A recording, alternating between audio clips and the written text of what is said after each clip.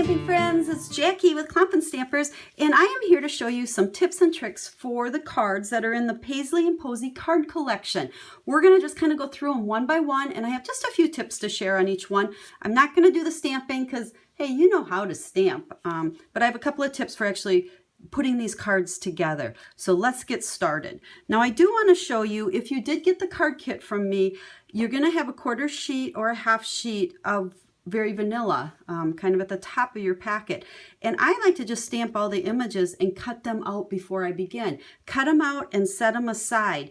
And not only do you have that piece, but you also have pieces of the colored cardstock. This is all kind of together. And with this too, I like to just cut out everything I need for all of the cards and set it aside, and then you can go through and make the cards one by one. So just wanted to show you that and give you that little tip. But with that, let's go on to card number one.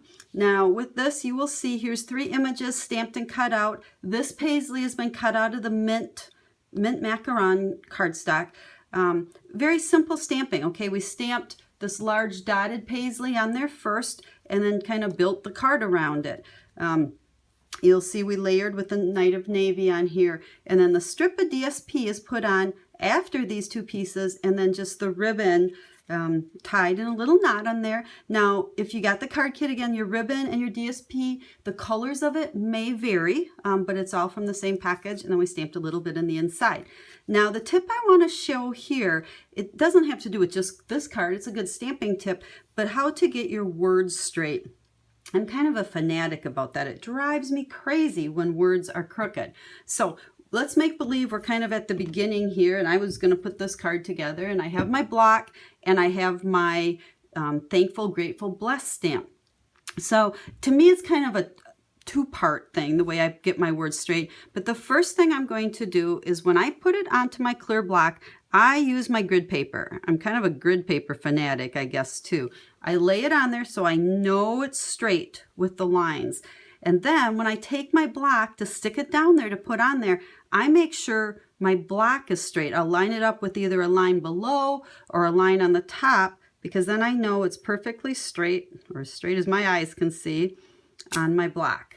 So we've put it on there, and then because I'm such a fanatic, I have to test it. So what I end up doing is I ink it up, and then I will stamp on my scrap paper. Let's not go upside down here. And I will line the block up with an edge, okay, or a line on here, and I'll stamp it on that grid paper, and I can look and see, you know, that it looks straight on there. So now when I come to actually stamp on my cardstock, and with this one, make sure that you stamp over to the right edge. You know, you don't want to center it because you could end up covering some with that DSP. But now, when I stamp on here for real, I can line up any of the 4 edges of the block with any edge on the cardstock. And this block is a little bit too big, so it's kind of like I'm lining it up against the bottom, but you know, I'm just eyeballing it. But again, making sure this edge is nice and parallel with that bottom edge. And then it should be about as straight as our eyes can see. So that's my little tip for getting your stamp straight on there.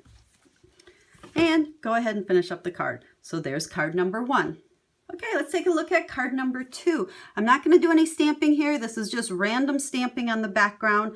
But what I do want to show you is how to tie the bow and how to adhere it. And I did set this out. I think I forgot to show you this in card number 1. But the paper piercing pad, that is kind of my best friend when you're stamping with these photopolymer stamps, because they don't have any cushion in them. Sometimes if you struggle getting a really clear, solid, crisp image, just put your paper on top of the piercing pad, and that will really help with that. So with card number 2, for your bow, you're going to have a 12-inch piece of linen thread. I have folded in half, and you know, sometimes these, whether it's baker's twine or thread, you get the little kinks in there. That bugs me. So before I tie my bow, I just kind of take my fingers and run it down a few times, and that straightens it out nicely. But just have it folded in half. And we can see if I can do this on camera. It's always so easy when no one's watching me. And I just make my little loop, just like you're tying any other bow. Okay, and pull these edges, you know, and get the bow the size you want and snug it up. There we go. And then we're gonna grab the scissors And with your scissors, just snip the little loop from that end and trim that off, make it whatever size you want. And then it's ready to stick down on here. Now before I stick it down, see if you can see, I have lots of dimensionals. You know, dimensionals are my Stampin' Crack, but there's dimensionals under here and under here, and then this is just adhered down. But for these little bows, the easiest way to stick these down is to use glue dots.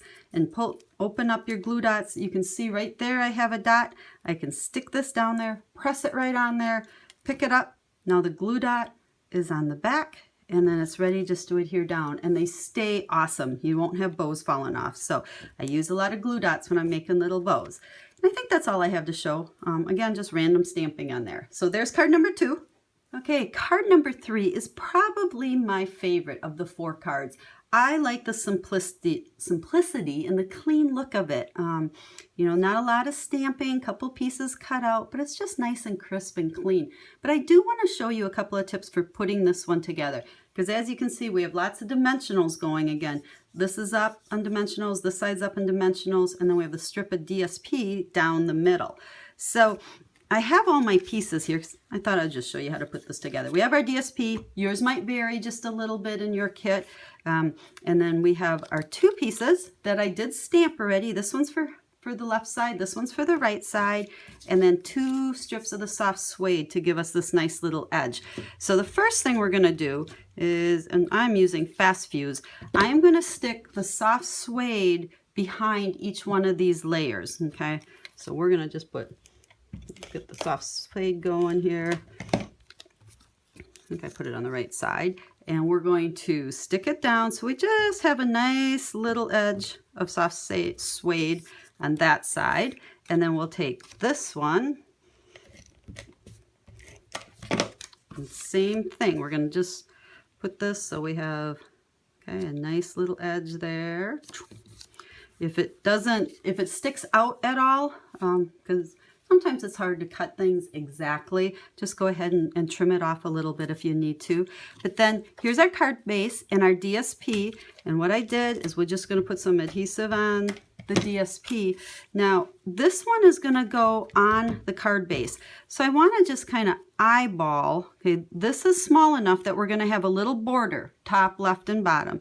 So if I hold that there and just kind of eyeball, there's plenty of wiggle room here. Okay, so it doesn't have to be exact. So I can stick that one down on there. Okay, and then this one we'll put dimensionals. I'll probably put 3, 1, 2, 3 on there. Raise that one up on the left side. And here I'll probably use 5 of them. Told you I use a lot of them, and raise that up on that side. And like I said, there was enough wiggle room on this piece that if it's a little left or right, it's not going to matter and it's not going to fit. Or it will fit. Okay, that's up on a dimensional, and our words are up on a dimensional. And that's it for that card. So there is card number 3. And finally, card number 4, we have just lots of random stamping on the top and the bottom. We've embossed with white embossing powder. I am not going to show you how to emboss on this video because several other videos that many of you have watched already have embossing instructions on them. If for whatever reason you do not know how to emboss and you want some additional tips with that, just let me know and I'll point you in the direction of another video. These pieces are just cut out, that one's cut out, layered together. We have dimensionals underneath the mint and underneath the stamped one, and that's it on that one. So I really hope that you enjoy these 4 cards in the Paisley and Posey card collection. Like I said, I love this set and I know I will use it a lot. It's great because it really can be for all occasion. You could easily change these words to thank you or happy anniversary or happy birthday or get well or thinking of you or whatever you want on them. So with all of the cards, you could change the words real easy and having a card for whatever occasion, or change the colors or whatever. So I hope you've enjoyed them. As always, if you have any questions at all, make sure to let me know. I'm here to help you any way I can. And if you need to order any more Stampin' Up! Products, you could always go to clumpandstampers.com and place your order there. So again, have a stamp happy day and let me know if I can help you in any way. Thank you.